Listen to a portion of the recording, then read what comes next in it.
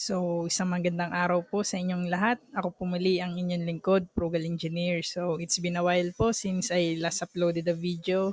Medyo naging quite busy po sa mga ganap sa buhay. And this time naman po I would like to talk about dividends at what is the best way kung paano natin ito marireceive at ma-enjoy yung mga tubo at fruits ng ating pinag-ipunan.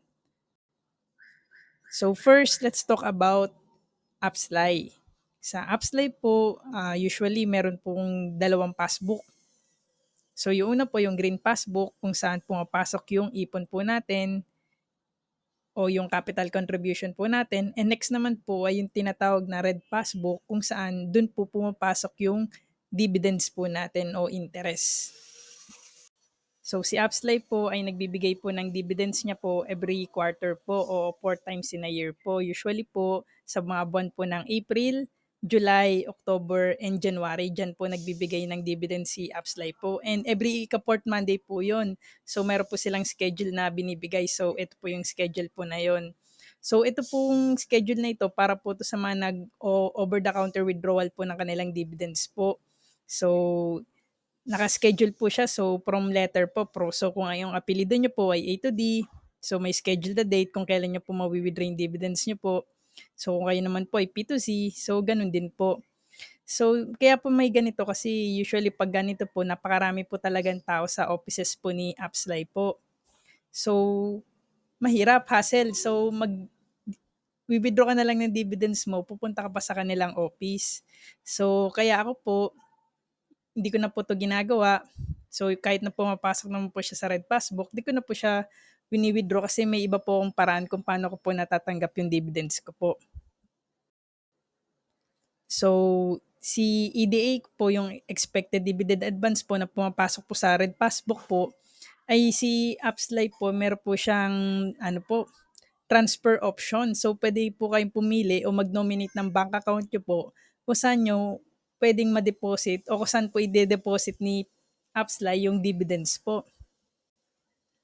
So, kay Upsly po, ito po yung mga bangko po na accredited po ng Upsly. So, kung meron po kayong BDO, BPI, Metrobank, PNB, RCBC, at UCPB, pwede nyo po silang i-nominate as your parang disbursement account po kung saan papasok po yung dividends nyo po. So imagine, kung pumapasok po yung dividends po sa mga account nyo po, bank accounts nyo na cited ko po kanina, so di nyo na po kailangan pumila, di nyo na po kailangan pumunta ng Upsly. So basta may salary deduction po kayo ng Capcon, so lahat po ng dividends nyo, papasok na po sa mga bank accounts nyo po. So imagine, so after that, pwede nyo siya ipan-transfer, pwede nyo kagad ma-withdraw at ma-enjoy. So, paano po makikita yung transfer option form po na yon? So, dahil napakarami na pong dangerous links ngayon, so I'll just walk through na lang po kung saan po ito makikita. So, click nyo lang po yung e-services po. Special services po pala. And then, under special services po, meron po dyang expected dividend advance po o EDA po. And scroll nyo lang po sa pinababa. Tapos makikita nyo po dun yung form po. So, ito po yung sample ng transfer option form po. So, i-fill out nyo lang po yan. So, dun po sa checkbox nyo po, meron pong pangatlong checkbox. So, yan po i-check nyo po. So, to transfer to my other bank. So, ilagay nyo lang po kung anong banko po yun. Tapos, yung account name nyo po at yung account number. Tapos, after nyo po yan, pirmahan nyo po and submit nyo po sa Upsly po. So, reminder lang po, ang tinatanggap lang po ng mga bank accounts ay BDO, BPI, Metrobank, PNB, RCBC, UCPB. Halos lahat naman po yan, meron ng online banking. So, napadali nyo pong ma-manage yung pera nyo po. So, ma-transfer out, ma-cash out. So, it's very easy po. So, next naman po ay kay PSS Live. So, si PSS Live po, usually nagbibigay po siya ng dividends po once a year. Tuwing January po yon, dun po siya nagbibigay ng dividends. Alam ko, ika-third week po ng January, dun po sila nagbibigay ng dividends.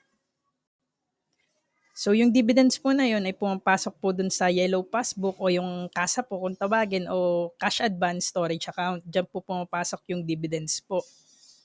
So dito po kay PSS Live, pwede na rin po natin makuha yung dividends po natin sa ating personal na bank accounts po. So, dati po wala po. So, ang ginagawa ko pa po, ginagamit ko pa po yung sa mLuelier po para lang po mapag-withdraw ng pera kasi malayo din po yung PSSLay offices. So, napakaganda po ngayon kasi ngayon pwede na po talaga sa bank accounts po natin diretso. So, paano po ba i-enroll yung bank account? So, nandito lang po yung enrollment form po, which is ito po yung sample. Tapos, meron lang po sila diyang i-fill out. So, i-fill out nyo lang po yan.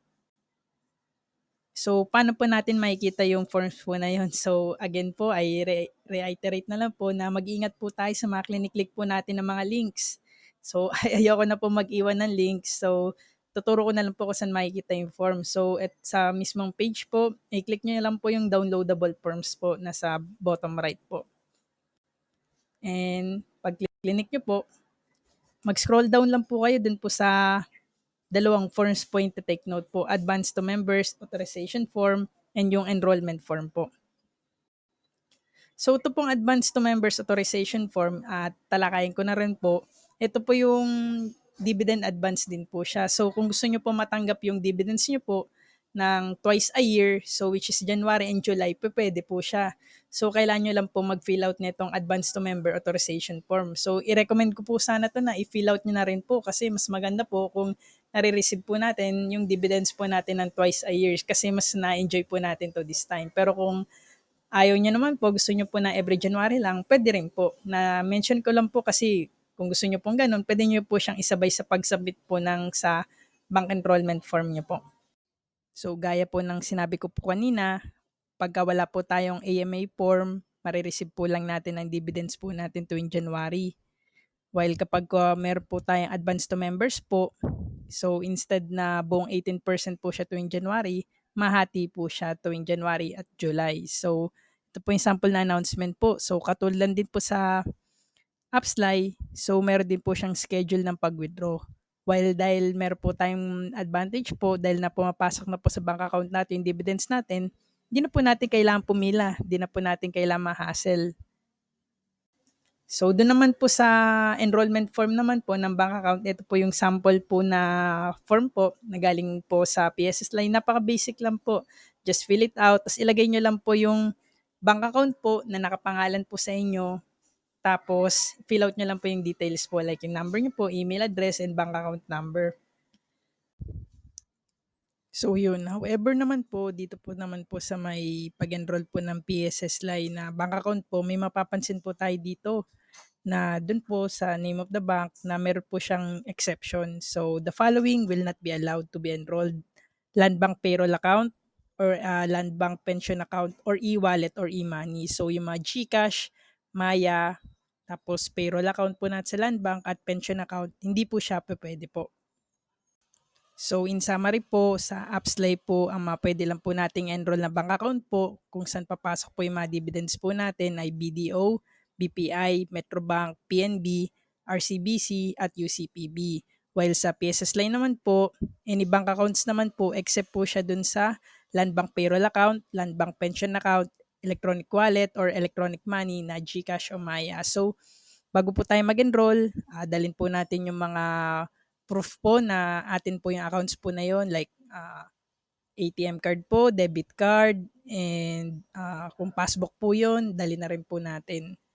So, sa mga iba pa pong bank accounts na pwedeng enroll sa Pesos Live, mas mabuti pong itanong na lang din po natin dun po sa Pesos Live po mismo para makasiguro po tayo na yung dividends po natin ay papasok po sa ating bank account na in-enroll. So yun po, maraming maraming salamat po na sana po nakatulong po yung konting impormasyon ko po na nai-share po na imagine pwede po nating ma-receive yung fruits po ng ating ipon through this bank enrollment form. So napakasaya kasi dati yung dividends ko noon, so 500 pesos lang, napakaliit lang hanggang sa lumaki din siya ng lumaki. So ginagawa ko doon, tinitreat ko yung pamilya ko, binibigay ko lahat sa kanila yon kasi that is for them. And someday, na pag nagkaroon na rin ako ng sariling pamilya, lahat ng dividends noon para lang to sa pamilya ko, yung sahod ko para sa akin. Yun kasi nakikita kong paraan para talaga to live a balanced life na hindi ko magiging burden sa akin ng pamilya ko, magulang ko, while I could start my own family. So yun po muli, maraming salamat po. Ako po muli ang inyong lingkod, Frugal Engineer. So God bless po everyone.